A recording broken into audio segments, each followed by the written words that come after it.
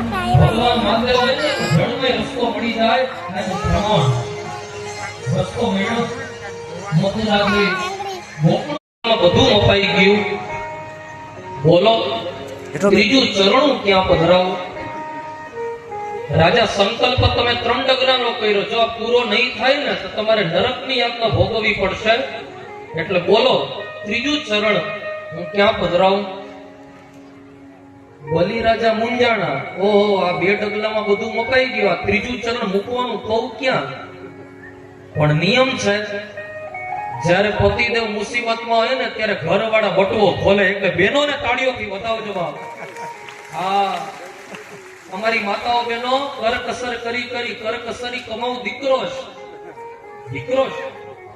જ્યારે નોટબંધી ત્યારે ભાઈઓએ જોયું ને બહેનોએ લોટના ડબ્બામાંથી પાણી નીકળી હતી, યાદ છે ને 1000 ની નોટો ક્યાંથી નીકળી હતી?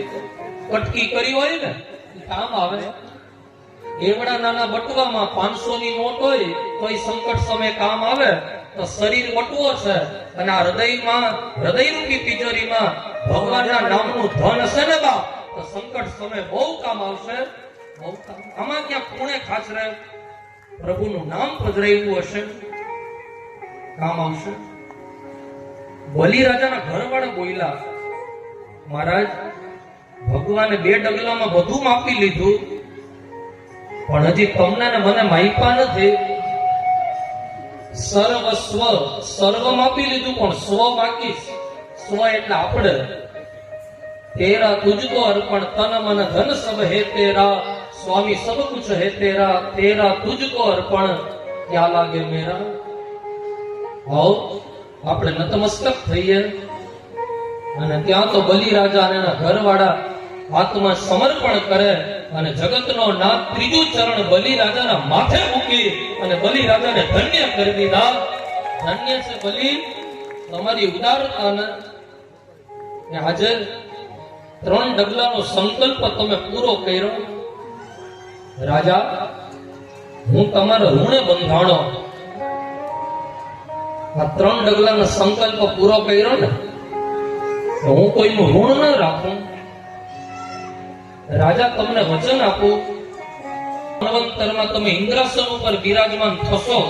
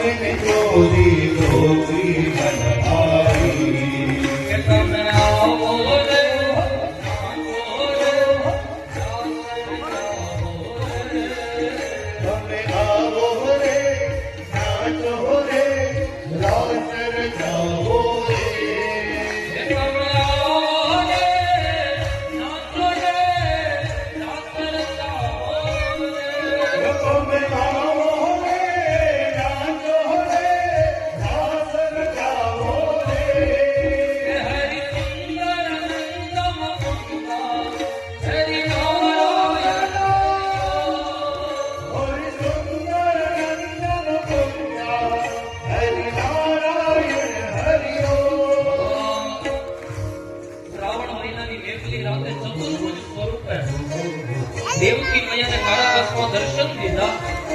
બે હાથ જોડી અને અને દેવકી મૈયા પ્રભુને કહે પ્રભુ આ કયું રૂપ એ હાલ કરી મારા બાપ તમે નાના બનો અને ત્યાં તો કારાવાસમાં જગતનો નાથ નાનકા બની ગયા માં બરોબર અને હજી નહીં આવો તો કાયદા તેઓ રડવાનું શરૂ કરો નો નાથ જે આખા જગતને આનંદ આપે પણ માનો આદેશ થાય અને સુની વચન સુજાના રોદન ઠાના હોઈ બાલક સુર ભૂપા યહ ચરિત્ર જે ગાવઈ હરિપદ પાવહી તેન કરઈ ભવ